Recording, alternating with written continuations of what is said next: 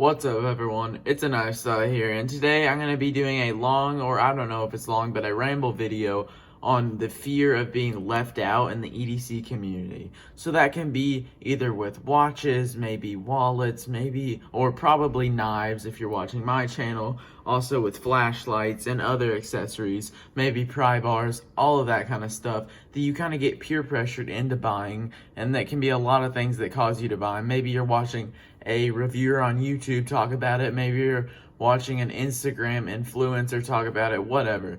But a lot of things that people can say can really adjust your mindset and make you want to get something to feel like you're more a part of a community, which isn't a bad thing, but it can cause you to end up spending more money. And I'm just going to be sharing my thoughts on it.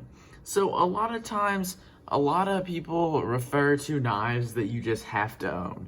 And that's just like a really big pet peeve of mine, because a lot of the knife retailer YouTube channels, I'm not gonna call any of them out, but like retailers, for example, Blade HQ, Knife Center, the ones everyone knows, a lot of times they kind of pressure you into buying the knives. And I honestly don't blame them. I mean, if I was selling knives, I wouldn't tell people don't buy this knife, of course. I'm going to tell them every good thing about the knife that there is, and I'm probably not going to say much bad stuff. But a lot of times they'll say something that's like, they'll say something along the lines of, oh, if you call yourself a knife guy, you have to own a PM2. I've heard that said so many times, and I have honestly probably slipped up and said it before, just because I was probably rambling on in a video about this. And while that's not... it's okay to say that. It's just a lot of people are new to this knife community. Like, I have only been collecting knives seriously for about 2 years. The PM2 was the very first, like, nice, really good knife that I got. Definitely my first one over $100, because I heard everyone saying, oh, if you're a knife guy, you have to get a PM2. You just have to. You can't do anything else. You have to get a PM2. And so I was pressured into doing it, and I got it. And I'm not saying that the PM2 is a bad knife, yet yes, there are flaws within the PM2, but it's not necessarily a bad knife. But all this pressure between people, and it really just leaves the new people in the knife world confused and wondering, should I buy this? Should I spend my money? Should I not spend my money? They don't really know what to do. And one example that I'm going to talk about with that is basically the EDC world. If you go on Instagram, Instagram is basically the place that knife people go to look at other people's EDC for the day and get jealous about the gear that they have. You'll see a ton of pictures. Here's an example that's very sloppy, but you'll see pictures like this, like maybe a knife, a flashlight, a pry bar, a wallet, a watch, all these things, and then you're pressured and you're like, well, maybe I just want to carry a knife. Oh, also a lot of people carry hangs, which isn't my thing, but people are like, well, I just carry a knife, that's really all I need. I mean, maybe I'll throw in a Swiss Army knife, maybe I won't. But you end up, you know, like, I remember when I bought my first Olight, I actually lost it. It's the i3T EOS, I believe. I was basically just bought that. I didn't really need a flashlight. The flashlight on my phone was really all I ever needed. But I was just like, well, I want to carry it around and I want to have something to add to my Instagram picture, so I'll buy it. That's also a reason I bought my Swiss Army knife, but I have actually really enjoyed this Swiss Army knife, so anyway.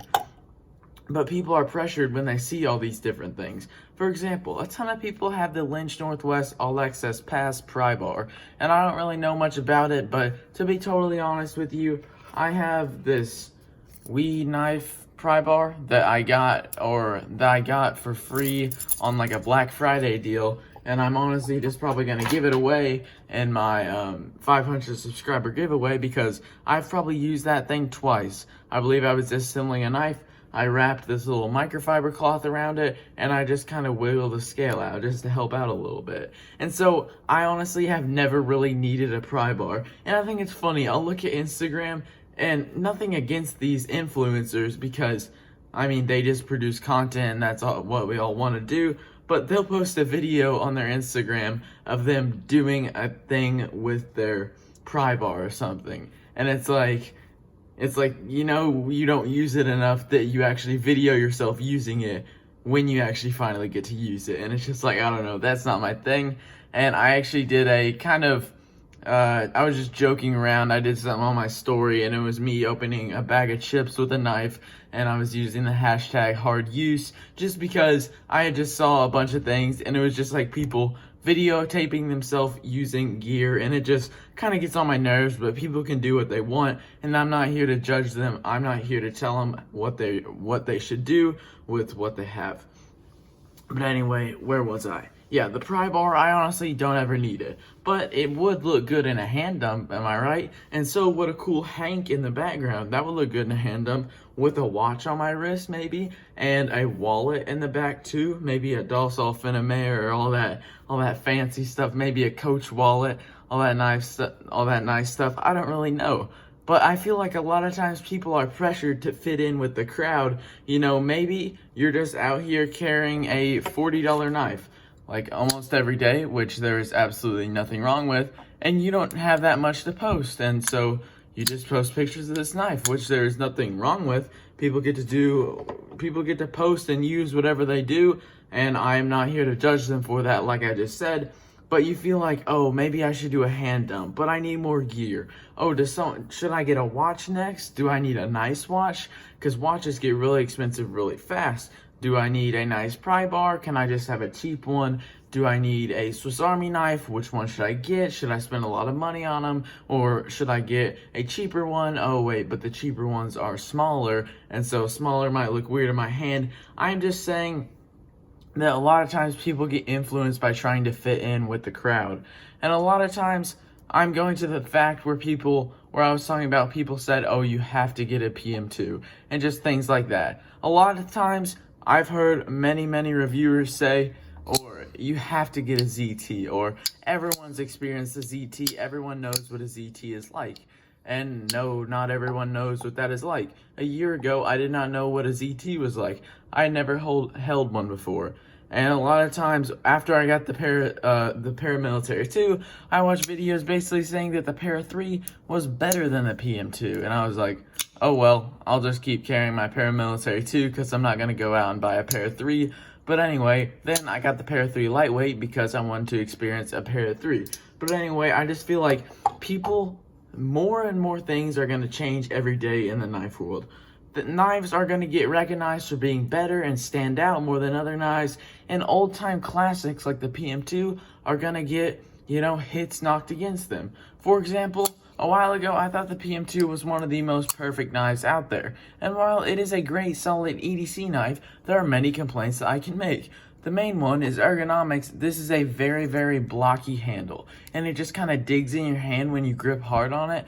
Also, this jimping is super rough, and it's just not very comfortable in the hand, so in a hard use situation, the PM2 is not your best bet.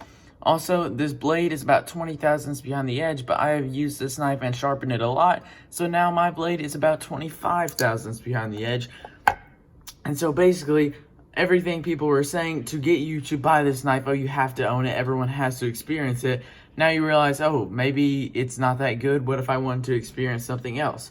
Another example of things that a lot of reviewers, or especially those knife retailers, say, oh, you have to experience a Benchmade. For some reason, I did not own a Benchmade for a very long time in my, when I was growing in my knife community, and I honestly felt peer pressured that I had to own a Benchmade.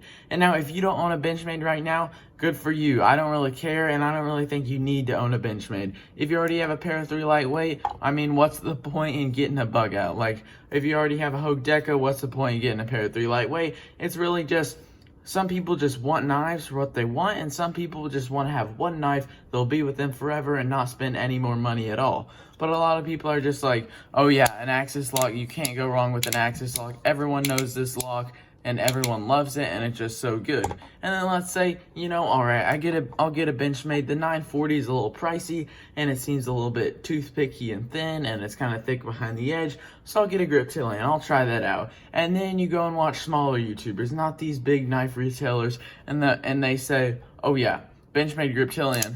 I even said this in my last video, so it is my fault for this too. The Doug Ritter RSK Mark 1 G2 is literally a Griptilian, but basically everything about it is better, and it's only like $40 more.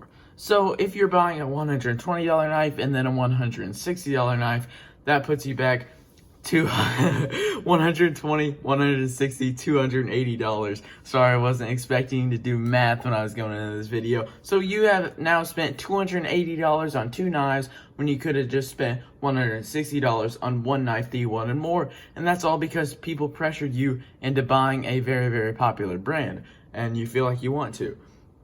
And now this one. A lot of times you watch videos talking about a Sebenza. And I really like a Sebenza, and I can really suggest one. And I have been really liking this knife a lot. Now, I was not pressured into buy a Sebenza at all. I have not really heard a YouTuber ever say you have to own a Sebenza.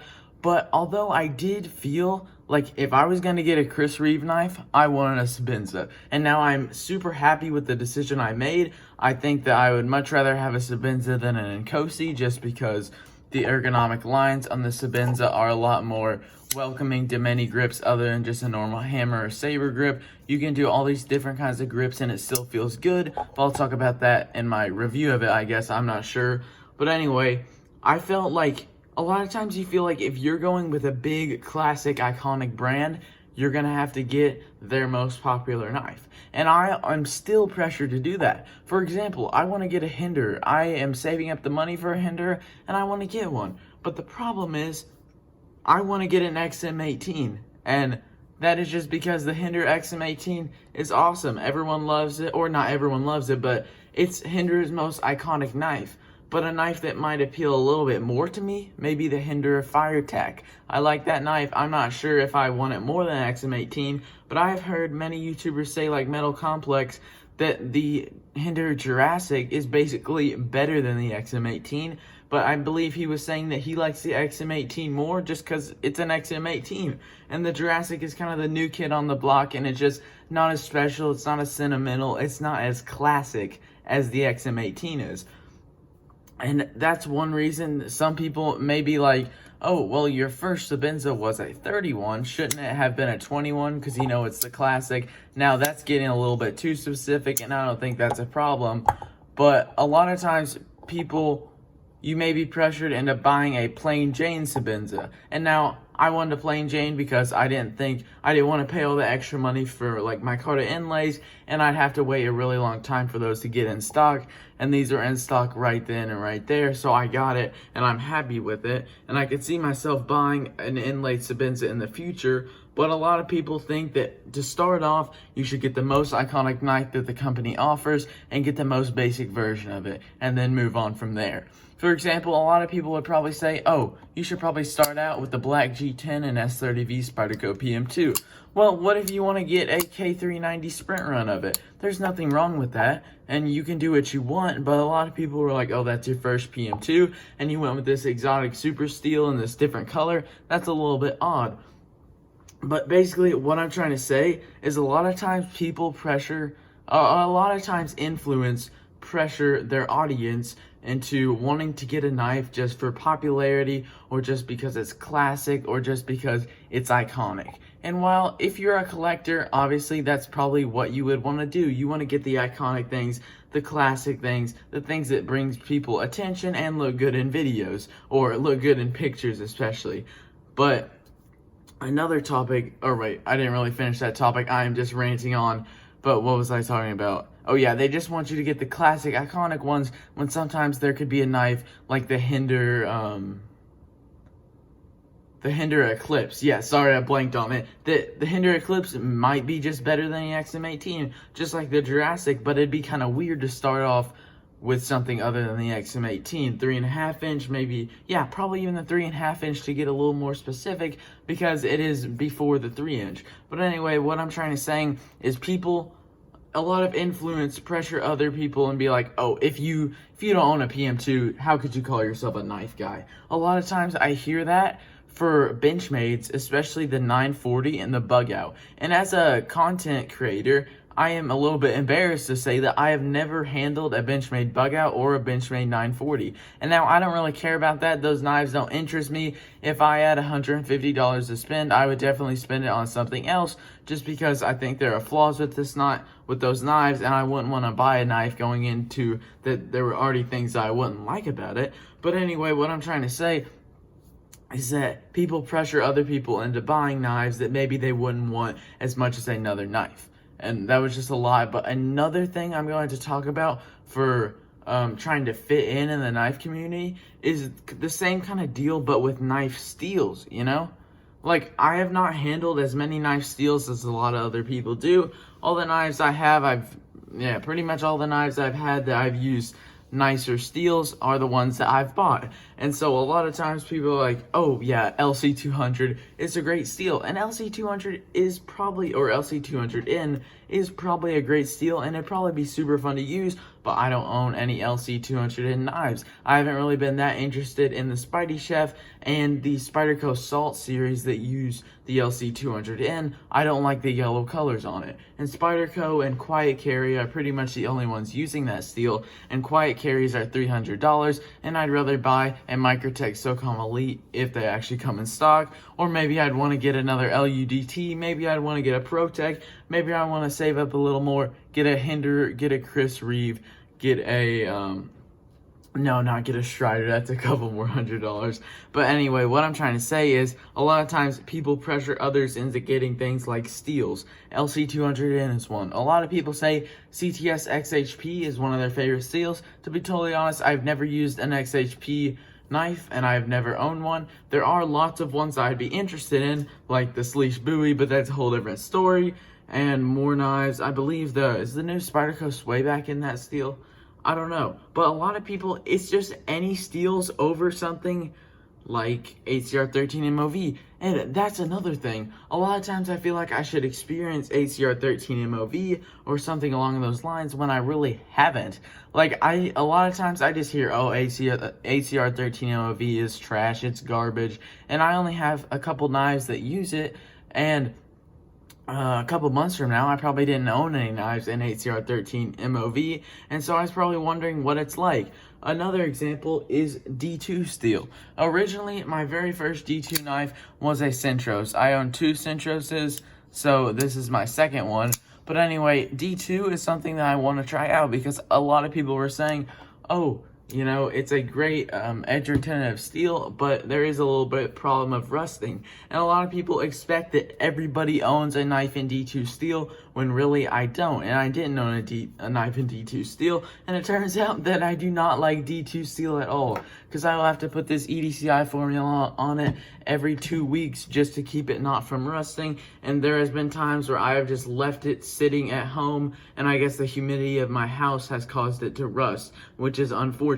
And so I don't really like steels like D2.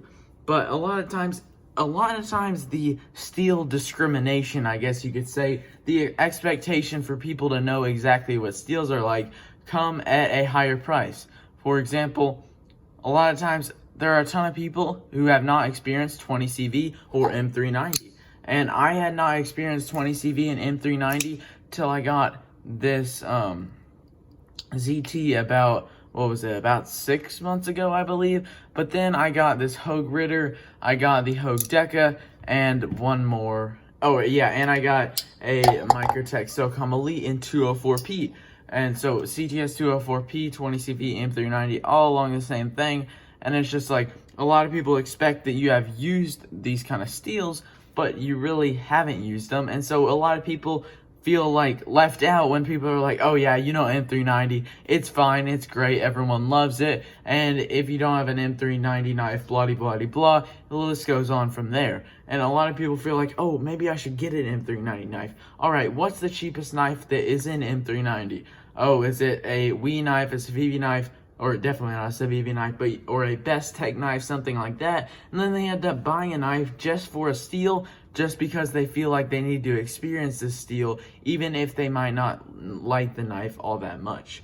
Another thing that might come as a shock to you guys is everyone always says, oh yeah, I've owned a Swiss Army knife as a kid. Every single person has owned a Swiss Army knife.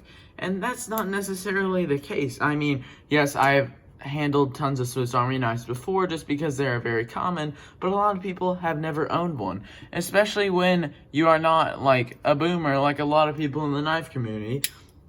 Swiss Army knives aren't as popular. You know, why would I buy this $25 Swiss Army knife when I could buy a $25 speed assisted Kershaw. Even though I wouldn't want to buy that now, it's just like, why would I spend something on something that I have to pull out with my fingernails and it's small and all that, when I could show my friends and it'd be like, ooh, cool, this knife has a spring in it and it makes it flick out fast. I don't really know the whole story on that, but basically, I'm gonna wrap it up here because I'm at the 20-minute mark, and this was just kind of me going all over the place, saying all different kinds of things. But what I'm trying to say for this video is that I feel like a lot of times people feel pressured to fit in, whether that's the EDC items that they feel like they should carry but they don't really have a need for.